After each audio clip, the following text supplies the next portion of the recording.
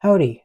At the end of 2021, while losing my mind doing 8-hour shifts on 2 hours of sleep, went into a fun little psychosis and decided to, instead of sleep, listen to a bunch of K-pop songs and then manually time how much English took up the song. And then I made many panic-inducing scatter plots. I sent a scatter plot into my group chat, if I recall, and my friend almost had a conniption at the amount of dots on it. I did not do that this time, but I was tempted.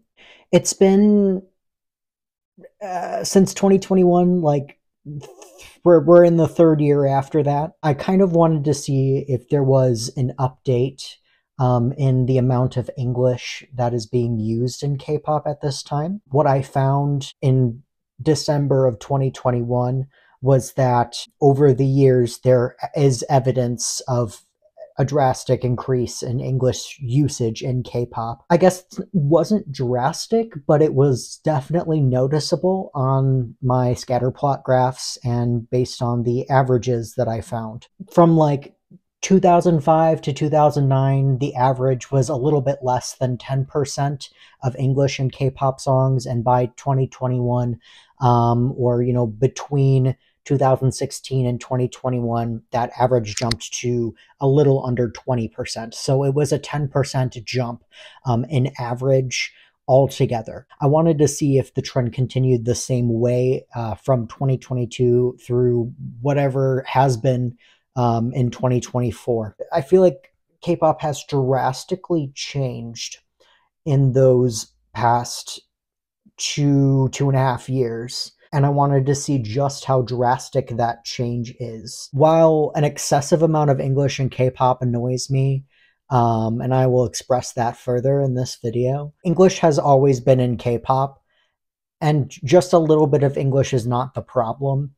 The problem is when the English to Korean ratio is 1-to-1, or worse, 2-to-1. I'm listening to K-pop. If I wanted to listen to Taylor Swift, I would. A little, cringe English line every once in a while ain't hurt nobody. It's just when, like, it's the entire verse, it's the entire chorus, that's when it starts to irk me. So I decided to build upon my data set from last time, of course. I'm not starting a whole new data set. Do I look absolutely batshit insane? The answer is probably yes, but that's not the point. What I did the first time, and I'll link the video in case you're curious, I did the big three companies at the time, which would be YG Entertainment, JYP Entertainment, and SM Entertainment. I picked, if there were 3 boy groups and 3 girl groups from each company from different time periods in K-pop, and I compared them. And I threw in FNC Entertainment just as a curveball because they're not a big 3 company, and I wanted to see how they would compare. Nicholas, why aren't you doing Hybe Entertainment, Nicholas? Nicholas, do Hybe Entertainment. No, I will not. Hybe Entertainment is too difficult in this situation because Hybe is not one company, it is a conglomerate of companies, and that is too difficult on a data collecting standpoint to try and navigate, I suppose. Technically, Hybe didn't have a girl group before Le Seraphim, technically, but because they took over from S9's company, they would technically be the oldest girl group they have. Or that would be G-Friend, which that's under Source Music. It gets confusing. I'm not doing Hybe. Anyways, I'm sticking with those 4 companies.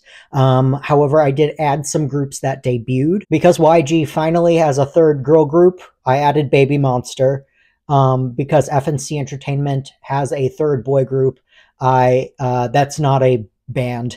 I added Ampersand one. Unfortunately, FNC Entertainment does not have a 3rd girl group, so that's just going to have to remain a mystery. I don't know. I was reminded in 2021 after I uploaded the video that Treasure under YG Entertainment does exist. I forget that Treasure, the group, exists, and I have decided to kick out Winner from this data set and just make Icon the sort of middle of the road K-pop group made Treasure the third boy group under YG Entertainment, because that would give me a more reasonable data set for the time periods, if you will, because Winner and Icon debuted the same year, so it's not really helpful for me to have both their data sets if we're doing this by time period as well, you know? The reason why I kicked Winner out is because Icon had a debut the most recent. Another disclaimer, I know GOT7 and Icon have technically left JYP and YG respectively.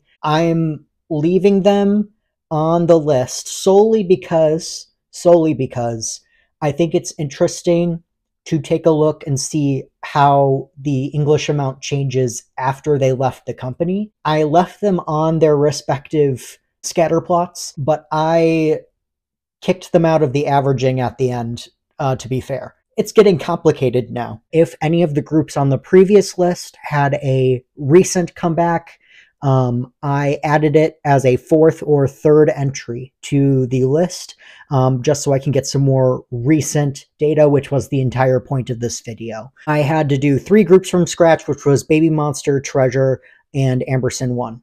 They are really running out of K-pop group names. Ampersand 1. The 2 groups that the masses consider 5th generation on this list are Baby Monster and Ampersand 1.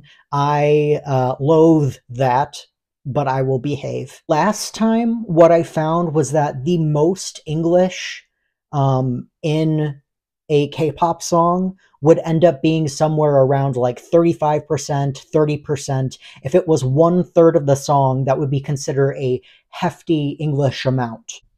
Doing songs from 2022 and beyond made me almost go into a coma.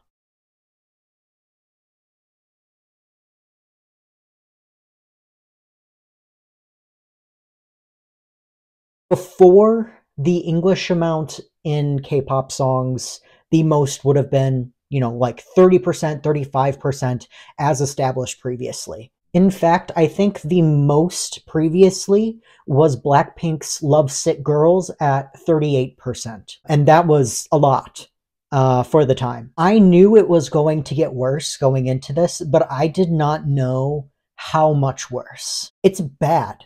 It's not good.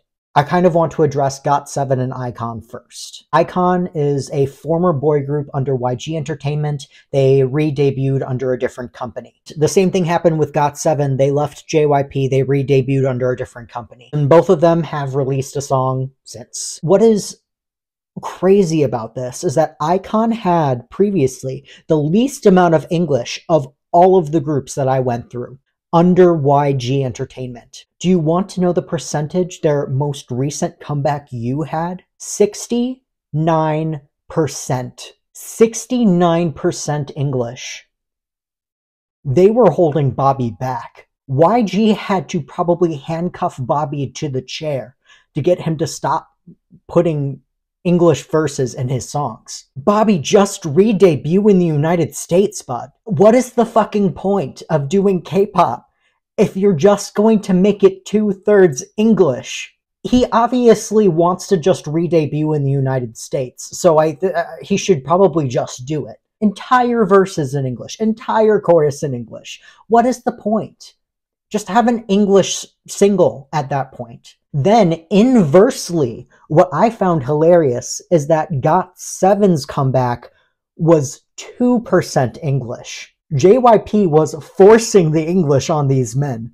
So obviously, there was a huge difference in the English amount after they left their companies, which I found so interesting. Just so you don't get a jump scare, 69% is the most English in any of these songs. However, it's important to note that One Spark by Twice is 64%, and Untouchable by ITZY is 34%, which, with these new data sets, is almost modest. JYP is really pushing the English. He's really pushing it, obviously. Stray Kids at 32% is normal for them, but that is still their highest number in the data set. And I guess Stray Kids, that's not JYP Entertainment. That's literally just Stray Kids because they produce everything. I guess I'm not surprised by Stray Kids because of the Australian members and all of the members that speak English, but it's a lot. JYP has seen a huge growth in English. JYP Entertainment has the most drastic change in English usage. Before, YG Entertainment kind of had a very weird data set because of icons numbers. YG was the only entertainment that didn't have like a very nice clear line. It just kind of looked like a blob of dots. But with Baby Monster's debut, Blackpink's recent comeback, by recent I mean 2022, me kicking out Winner and adding Treasure, there is a now clear line because Baby Monster's English ratio is insane. Batter Up is 39% English, which beats my previous dataset's record. And Sheesh, because I did count Sheesh as English. Sorry, it's English slang. AAVE in particular, I'm gonna count it. It's 50%. Half of the song is English. What is the point? Obviously, he's trying to promote them as a global group, but like, I'm gonna be real. Super Junior and EXO didn't have much of a change at all, which is on par because they kind of already got their established fan base, which is mostly Korean. There's some global aspects to EXO, but they're pretty established at this point. They don't need 40% English songs, you know? NCT 127 was already crazy with the amount of English in their songs because they are meant to be a global group per SM Entertainment.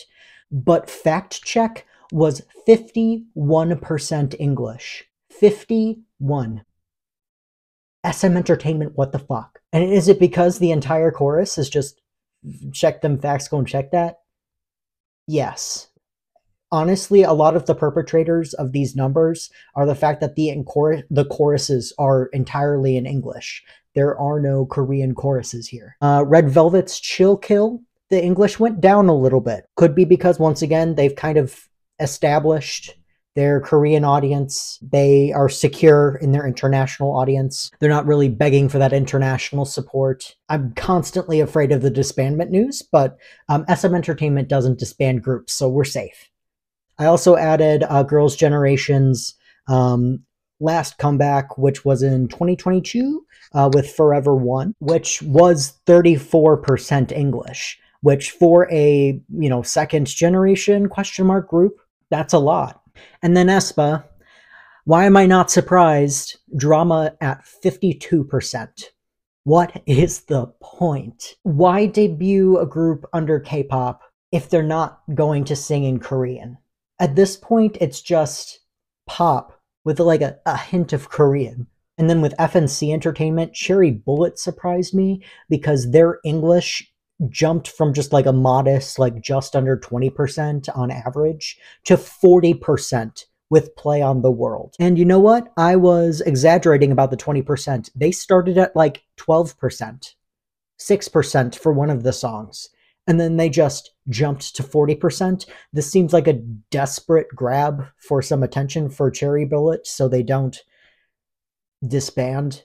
And Amberson 1, the two title tracks that they've released are at 46% and 58% respectively. So like, look at Baby Monsters and Ampersand 1's numbers. Those are 5th generation numbers. There is a very obvious increase. And it's like, it's not going up steadily either. Like, now it's exponential. It used to be kind of steady, but it's been 2 years and it's already like, we're already getting into like the 50% number, this almost 60% number. That's too much. Just debut in the United States at that point. P1 Harmony, their English has also increased by like 15%. And interestingly enough, my SF9 Kings, their English has gone down, which just means that they're becoming an older group and they've already got their Korean audience established. They're not hoping for a desperate grab for international fame. Now, for the interesting part is the, percent average of English between companies, girl groups, boy groups. This part is super interesting. We can see YG Entertainment thought it was not like other girls because it went from 15 to 10 to 15% from 2005 to 2021. Then there is a drastic jump, like a huge jump from 2022 to 2024, like a 30 fucking percent jump. That is insane. The evidence is right here. I'm not going crazy, and there's too much fucking English in these songs. We could have stayed at 15%, we would have been just fine. But 46.5%, I don't think that's necessary. YG is not the only company that had a drastic exponential jump. JYP was going up just kind of steadily from 2005 to 2021, and then bada bing bada boom, 2022 to 2024, 43% average. How did we go from 17% average to 40 fucking 3%? SM Entertainment actually has the most modest jump. I think what's super interesting about SM Entertainment is that their increments are not curved. It's fairly like constant.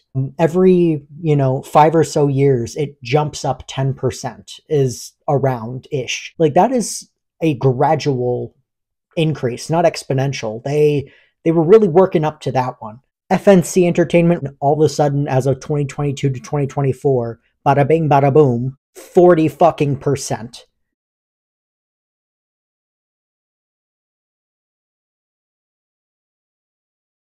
And then I do have my boy group and girl group altogether averages. What was interesting about these before is that the boy groups had consistently more English being used in their songs.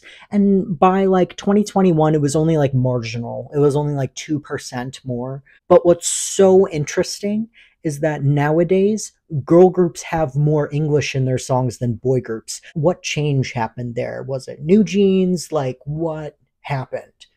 A switch flipped, and the marketers were like, oh, girl groups actually are super helpful for international marketing. Regardless, both boy groups and girl groups jumped from like 10 to 20% in their English. That's in the past 2 years. This is not the full 4 to 5 years in increments that I was using before.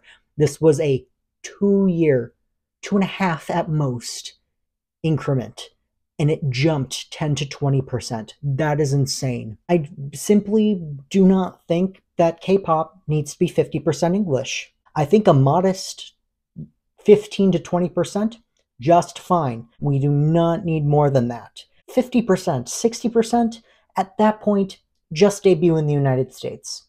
I don't understand it, and I certainly do not support it.